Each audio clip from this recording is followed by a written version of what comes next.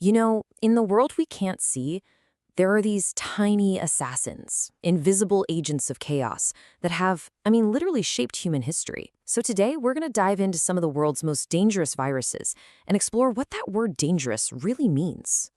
But first, yeah, what does that even mean, most dangerous? Is it just about how fast it kills you? Or is it how crazy contagious it is?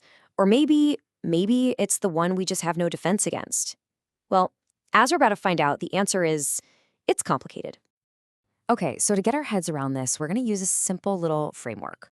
For each virus, we'll be asking three basic questions. First, how deadly is it? That's the fatality rate. Second, how contagious is it? How does it get around? And third, can we actually stop it? This is going to be our roadmap for this whole explainer.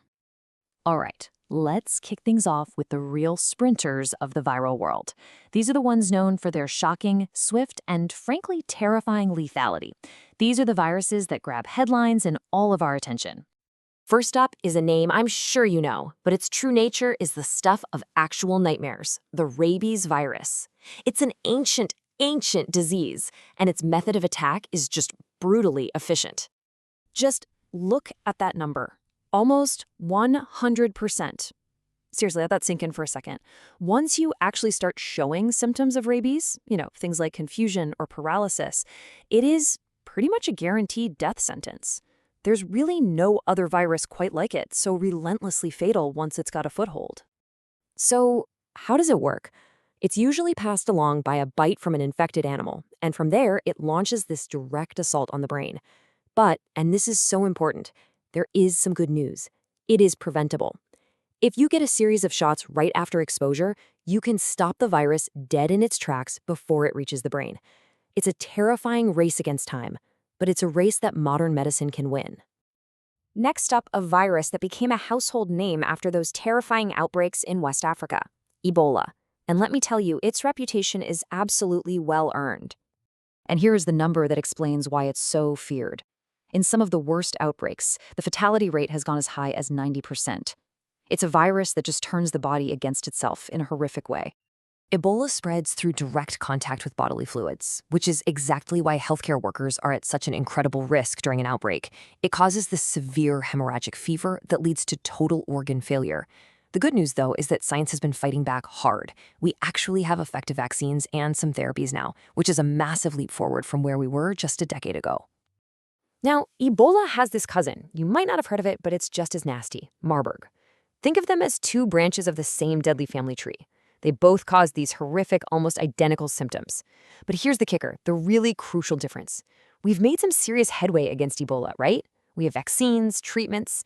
For Marburg, we've got nothing specific, just supportive care. And that is what makes it one of the scariest things out there. Okay, that was pretty intense. Let's shift gears a little. Because the story of viruses isn't just about fear and death. It's also an incredible story of human ingenuity, of some of the greatest victories in the history of science. And there is no greater victory in this fight than this one. Smallpox. For thousands of years, this virus was a global plague. It killed hundreds of millions of people over the centuries. Just an absolute monster. This timeline here, it tells one of the most incredible stories in all of public health. You have this virus with a 30% kill rate that's high enough to literally reshape civilizations. And it did. But then humanity fought back. With this massive coordinated global vaccination campaign, we did something that sounds like science fiction. We won.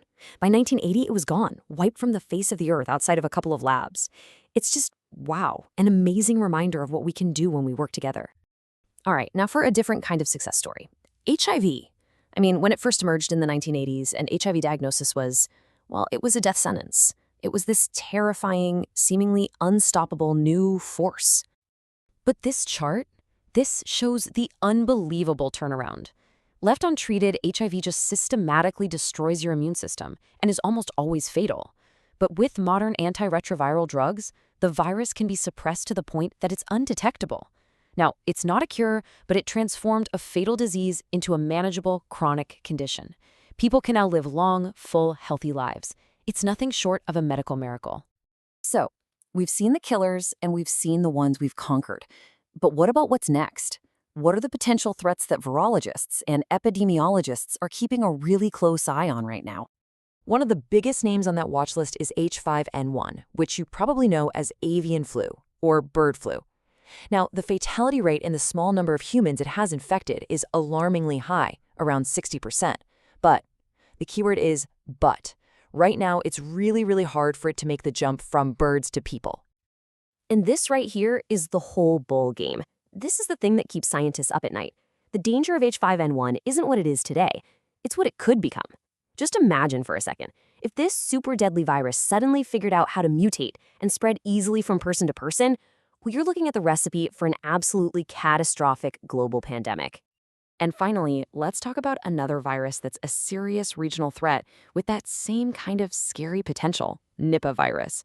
It's a much more recent discovery, only identified back in the late 90s. And the profile for Nipah it's frightening. You're looking at a fatality rate anywhere from 40 to 75%. It can cause severe swelling of the brain. Now, just like H5N1, its ability to spread from person to person is pretty limited right now. But scientists are watching it like a hawk because if it ever gets better at spreading, it would immediately become a major global health emergency. So after looking at all these different viruses, from the lightning-fast killers to the slow burn threats we now manage, what's the big takeaway here? I think the most crucial point is this. Viral danger isn't just one simple number. It's a really complex equation. Rabies is 100% fatal, but thankfully it isn't very transmissible. HIV was a death sentence, but now it's treatable. Bird flu is incredibly deadly, but its real threat is all in its potential. So danger is this mix of lethality, transmissibility, and our ability to fight back. And that, of course, leaves us with the ultimate question, doesn't it?